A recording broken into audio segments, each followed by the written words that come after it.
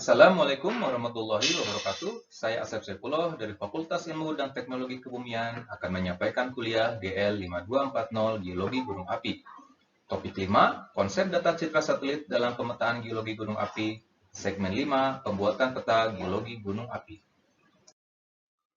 Setelah pemetaan secara visual, pada citra bisa mengidentifikasi tingkatan gunung api, unit atau satuan produk, dan struktur geologi gunung api, maka peta geologi gunung api bisa dibuat beserta stratigrafinya.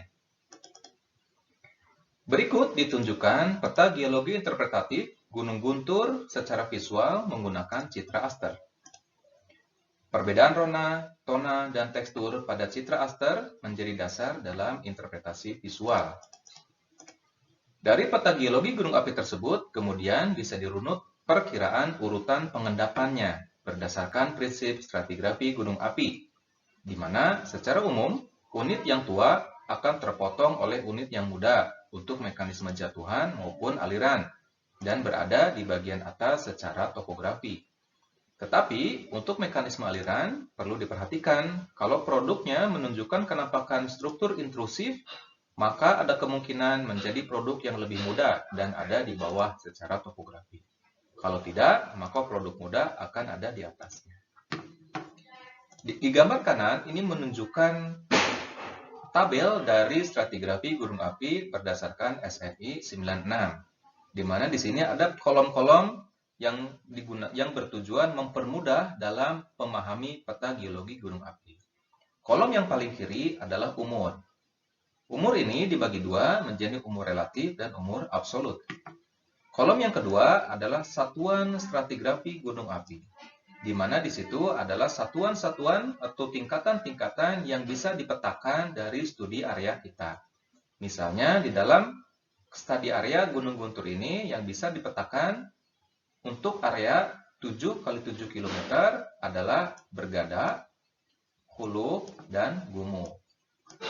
Kemudian kolom yang paling kanan adalah kolom pengendapan dari setiap unit yang ada di Gumuk atau Hulu atau Bergada tersebut, di mana endapan ini bisa dipisahkan menjadi dua. Pertama, endapan primer, yang kedua, endapan sekunder. Endapan primer bisa dibagi lagi berdasarkan mekanismenya, yaitu mekanisme aliran yang terdiri dari aliran lava dan juga aliran piroklastik, dan mekanisme jatuhan, yaitu jatuhan piroklastik. Berdasarkan tabel inilah kemudian dirunut tingkatan-tingkatan satuan sampai ke unit-unit litologi yang ada di area kajian kita. Contohnya di sini, umur relatifnya dari paling tua kepada yang paling muda adalah kuarter.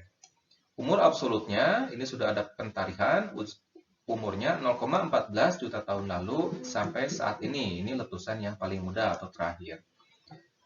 Kemudian, satuan stratigrafinya, tingkatan yang paling besar yang ada yang bisa dipetakan adalah tingkat Bergada. Bergadanya ini merupakan bagian dari Bergada Kamojang. Bergada Kamojangnya sendiri secara keseluruhan itu tidak tampak di dalam peta ukuran ini. Kemudian, satuan yang lebih bawah lagi atau tingkatan yang lebih bawahnya ada Huluk. Huluk yang ditemukan di studi area ini ada 4, yaitu Huluk Putri, Huluk Masigit, Huluk Parukuyan, dan Huluk Kabuyutan. Huluk-huluk ini ada yang memiliki gumuk, ada yang tidak. Contohnya, Huluk Putri, Masigit, dan Parukuyan ini tidak memiliki gumuk. Tetapi Huluk Kabuyutan ini memiliki gumuk, yaitu gumuk guntur. Sebagian produk kabuyutan juga ini tidak memiliki gumuk. Misalnya KL dan KV ini adalah unit-unit litologi bagian dari Huluk Kabuyutan yang tidak memiliki gumuk. Nah, kemudian berdasarkan gumuk ini dan huluk ini, kemudian dirinci lagi unit-unit penyusun atau unit-unit pengendapannya berdasarkan periode letusannya atau periode pengendapannya. Misalnya, untuk Huluk Putri ini tidak memiliki gumuk, tetapi produknya ada. Produknya bisa dipetakan yang disebut dengan PTV ini, yang ditandai dengan warna biru atau hijau.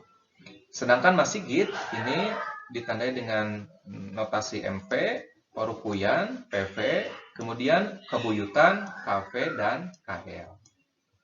Nah, baru di produk yang mudah atau produk atau bagian dari gumuk guntur ini adalah produk yang paling mudah. Kita pun bisa merincinya berdasarkan pengendapannya. Di mana di sini kita bisa pisahkan mana aliran lava di kolom sebelah kiri, jatuhan piroplastik yang tengah, aliran piroplastik yang paling kanan. Di sini kemudian dirunut berdasarkan periodisasi letusannya, dari yang paling tua ada di bawah, kemudian yang muda ada di bagian atas. Kemudian, endapan sekunder di sini yang menjadi catatan juga ini adalah lahar. Lahar ini penulisan di dalam atau penggambaran di dalam stratigrafinya bisa bervariasi. Salah satunya seperti ini.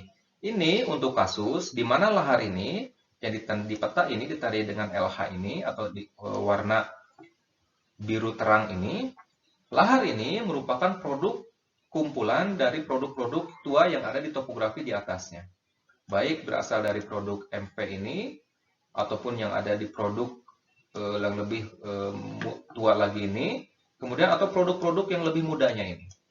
Sehingga lahar ini merupakan campuran dari produk-produk tua yang ada di topografi di atasnya. Demikian, maka lahar ini, penggambaran di dalam stratigrafinya, itu dari bawah sampai ke atas. Sampai sini. Untuk kasus-kasus tertentu, misalnya produk laharnya hanya produk dari yang muda saja, tidak ada kontribusi yang lebih tua, misalnya laharnya hanya produk dari guntur saja, maka penggambarannya tidak perlu sampai bawah, tapi cukup di atas saja.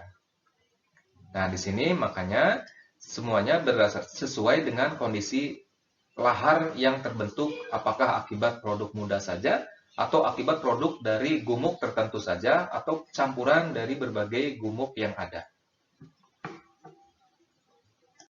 Demikian kuliah GL 5240 Geologi Gunung Api topik 1. Kita akan bertemu di topik selanjutnya. Terima kasih. Assalamualaikum warahmatullahi wabarakatuh.